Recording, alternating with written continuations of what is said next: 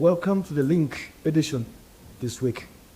And this December, kids are back. And of course, what's on top of many new parents and guardians is school fees. Now, because it's a need that you cannot circumvent, it's in fact, I don't know, I forgot what they call it in economics, but it's a necessity to some extent, school fees. And many people get trapped, borrowing and paying, term in, term out. And it will become a burden, perhaps. And some of you might have gotten comfortable with that kind of state. Tonight we're speaking about how to avoid the school fees debt trap. That means that you can't do anything else in your life. And you're going to hear from our guest. This is already holiday season, and some of you are going to burn down the money. And then the needs are going to come at you somewhere in February or late January. Please think about it. My guest tonight is Mr. Daniel Ayebare, who is the chairman, Financial Literacy Association. They are interested. They have a mandate, if you like, one of the initiative to try to educate Ugandans on area finance. Daniel, welcome. Thank you very much, Sam. Before I ask the question about our topic, just give us briefly, what does the Financial Literacy Association do and how can it help you? Who do you work with? Thank you very much, Sam, and hello to you viewers. The Uganda Financial Literacy Association is basically an association of financial literacy trainers across the country. We are building a profession of financial literacy trainers who can actually develop into advisors. And this is very important because when you're sick, the first person you think about is a doctor. When you have a legal issue, the first person you run to is a lawyer. But when you have issues to do with money, financial issues, where do you go? And yes, in the market there, you'll find there are bankers who are, they call them advisors. In insurance, you'll find them there. In the capital markets, you find them. Advisors are all over. But where do you go to get unbiased financial advice is where we have a missing gap. The developed world has taken a step further. You know that you have a challenge, you can go to a certain firm and be specific, say, this is where I am, maybe this is my money, or this is, I'm in such a trap, how do I get from there to the next level? And I think as a country, as we march towards that tenfold growth that we are looking at, we need to bring this profession to light, and so people can be advised unbiasedly. So the association brings together, is under the Strategy for Financial Literacy in Uganda, which is a Bank of Uganda and the Ministry of Finance strategy in their contribution towards 2040 ambitions.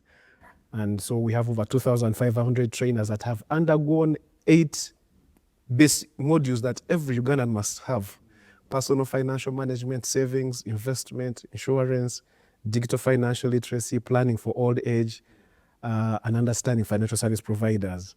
Those are topics that every Ugandan who wants to move to a certain level, who has financial ambitions, must have the basics around for them to make the right decision. So you're the right man for our discussion here tonight. Let's the first question. Yeah. Why do some people, parents and guardians, get entrapped in unearning debt because of school fees?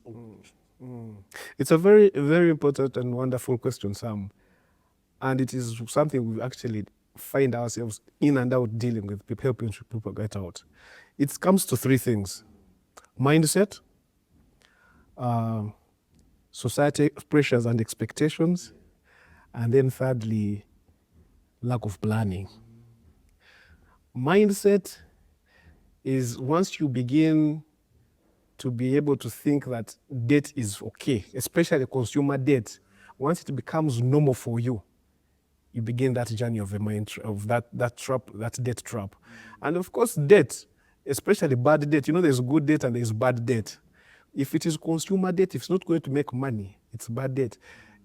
Once you begin to feel like that being able to access money on credit is part of your income, that is the wrong mindset.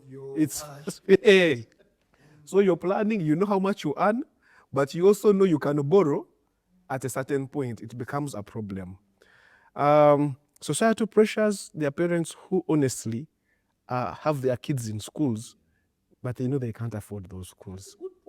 They know they can't afford, but bananda babatia. How will the children of my brother or my uncle are going to certain schools? How will I take mine to schools? Even in exactly. For some of you people who live like in estates, these are the conversations. Where do your children go? If you mention a name that is, and so some parents end up getting trapped into taking kids to a school they cannot afford, and yet the amounts are really exorbitant. Then, of course, lack of knowledge, and this is why financial literacy comes in.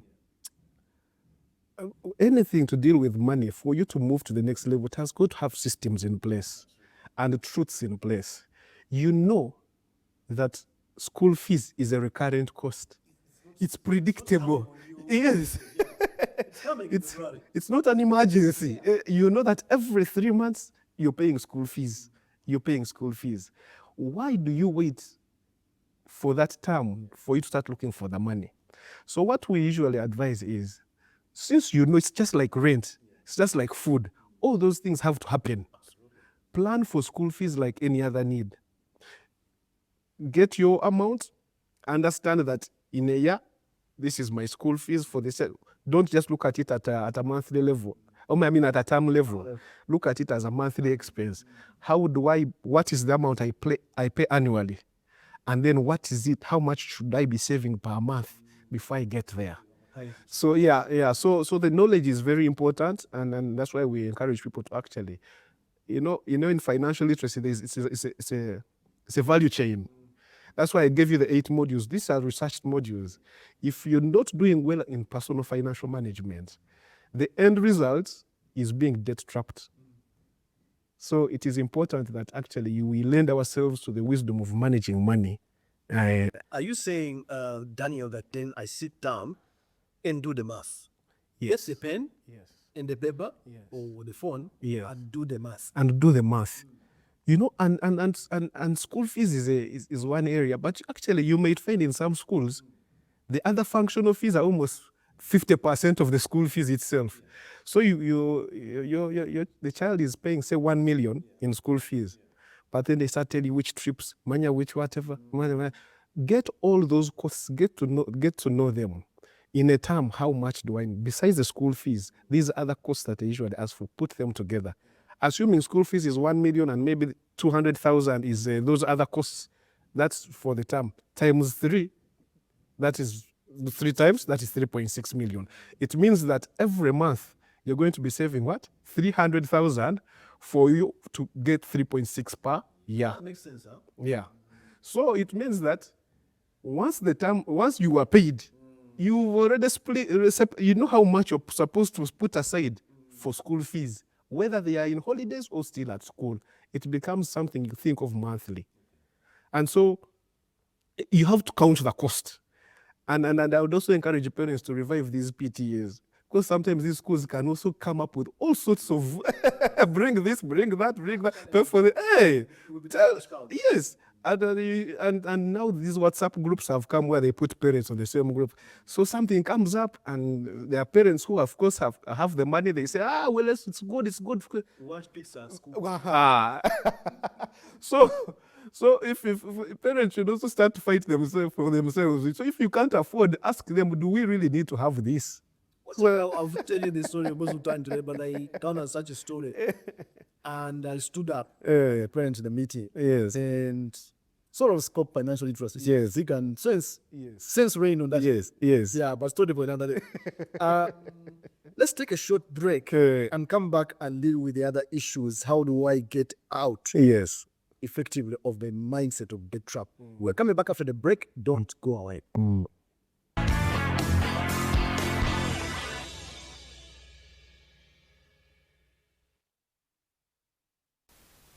A break, and we're continuing with this topic of today, avoiding the school fees debt trap. School fees is a necessity, but you can get trapped in the debt to keep paying school fees. And my guest tonight is Mr. Daniel Ayebare, who is the chairman Financial Literacy Association, and their mandate is to tell us things around our finances that we need to know. Sometimes we don't know or we have not thought about. Daniel, if I earn a salary which can service the school fees debt, how do I avoid the debt comfort zone or the psychology, knowing that I can always borrow and pay back? And that's the mindset thing. We go back to the mindset. How do I recalibrate my thinking? After all, I can manage. Sam, that is very important. So, first of all, it is important to learn from people's stories. Debt is the one area that has led to so many suicide rates, that has imprisoned the people. Even the Bible says that whoever lends you becomes your what? Your master. If debt is not controlled, you reach a point where you are actually a slave to it and you have no options in life. It takes away your dignity if it's a bad debt. So the first thing to do is to understand that if you're not yet in that ditch and the debt has not yet gotten hold of your neck, because it can be so bad that it can even make you lose that very source of income that you're earning. And we've seen these things happen in society. Families have broken down. First of all, understand, count the cost, like you said in the beginning. Count the cost. How much am I spending on school fees? If I've been borrowing, what has been the interest? How much are you paying? And depending on where you're getting that debt from, you might even find that the interest alone is like another school fees. So you're paying school fees twice. If someone is lending you at 20%, because in most cases, that is it. You'll find that Because you are desperate. you're desperate, you're actually paying more than what you should have paid even for that. So it ends up eating your disposable income because the interest is huge, the debt is big, and you find yourself living on an edge. The other day we had a lady, a single mom. She was taking care of her kid, but she was paying school fees, but she was in a cycle of that debt. The woman at some point actually had to check in hospital for depression and mental health issues. Is another case of another guy who, for him, again, it was also related. For him, he had a conversation with his wife, but the wife was like, how can we take our kids here? We shall manage. The guy disappeared for 2 weeks. And when he came back to pack and go. Why? Because they failed to agree on where they can take their kids to school, what he can afford. So he left. So debt can actually ruin lives. So once you count the cost, how much am I paying in a year? How much am I earning in a year? Can I afford this? Have an honest conversation with yourself. If it has been due to the pressures like we talked about, get yourself another school.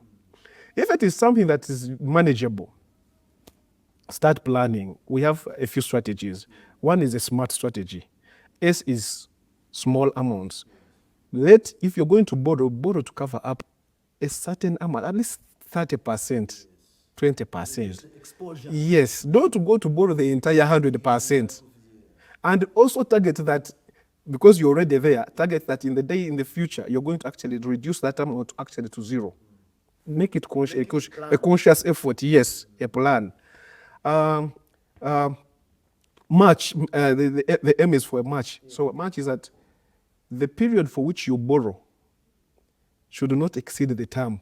So if the term is 4 months or 3 months, make sure that debt you're able to pay it in that time. Well, sometimes you have parents who have debts that overlap. So you borrowed for term 1, you've not yet finished term 1, you're going for term 2, you're again borrowing again it becomes spiral. Yeah. Then assist. Even when you're still paying that debt, make a conscious effort to at least save something. It looks like you're already indebted, but sometimes you actually see that some people actually have a plan they're able to achieve, even if it's a small portion, such that by the next term comes in, you already have something, and now maybe you're going to borrow a little bit to cover that.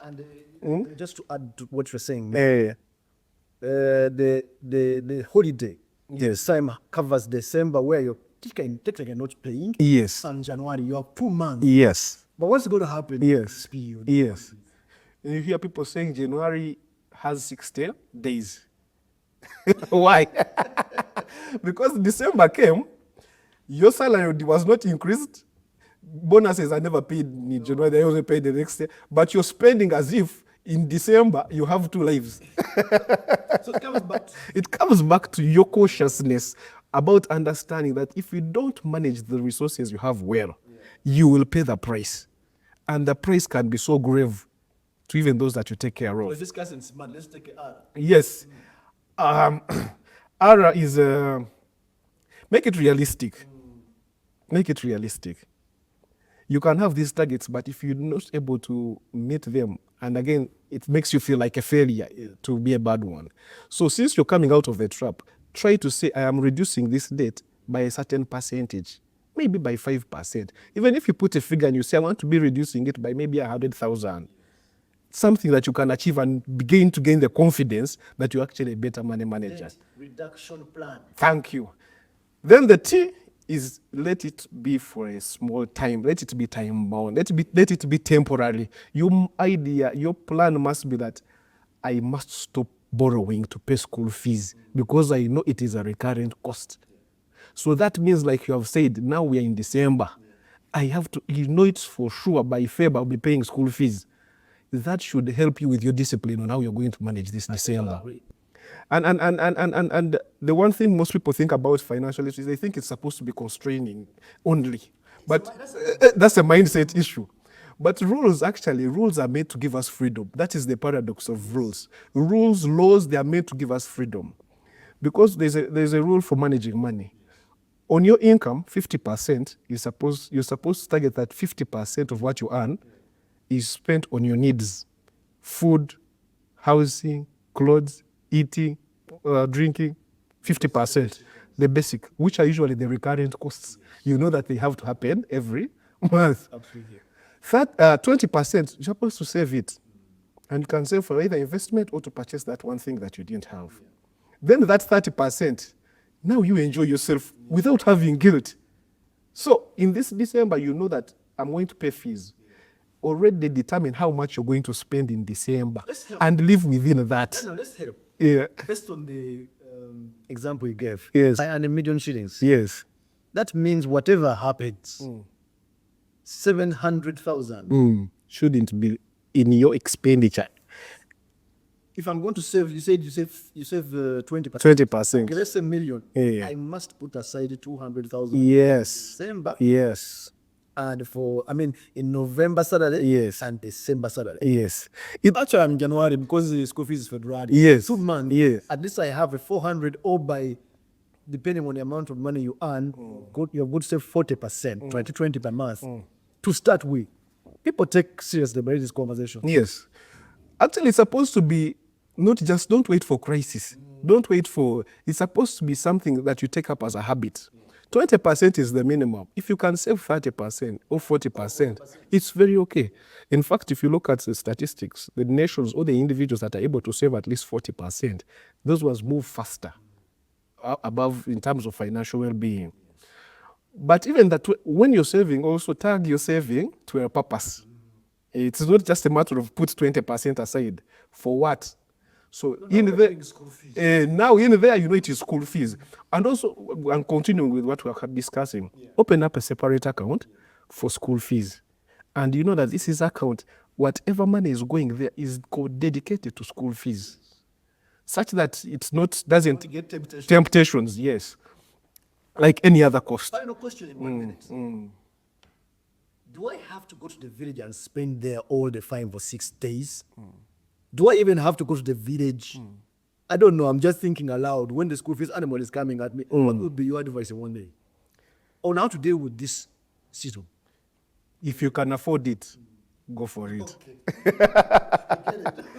There are people who can afford to even go and spend 2 months because they have them and not be bothered. These are not the people we're targeting here. This one. Our money out. Those are out. Yeah, but for majority of the people, even how you go matters. Of course, we are an African tradition. We value family. The question is, how do you want to go and to be seen? That is where usually the biggest problems come in expenditure. You know you don't have money, but you want to rent a car, put fuel, go there. Then when you reach the village, go to church. You want the front seat and start being the one to buy all the items. Then you're giving that, and you know that you're touching money for school fees. So, and this is what I want maybe the viewers to have as the last thing ring in their mind. Debt is usually, the debt is usually the difference between your ego and your financial reality. Wow. Your ego. You want to impress people who don't like you, spending on things you don't need. And it is usually brought about by, the next thing it will bring to you is the fact that you spend what you earn on your needs, on your wants. Then you have to borrow to spend on your needs. Please, don't spend on your wants first. First cater for your needs, then the rest will take care of, you will take care of them later. With the best in this conversation, we have not had enough. And Daniel, now that I know about you guys who discuss many issues here or show concerning financial literacy, thank you very much, Daniel. Thank you. And viewers, enjoy yourself.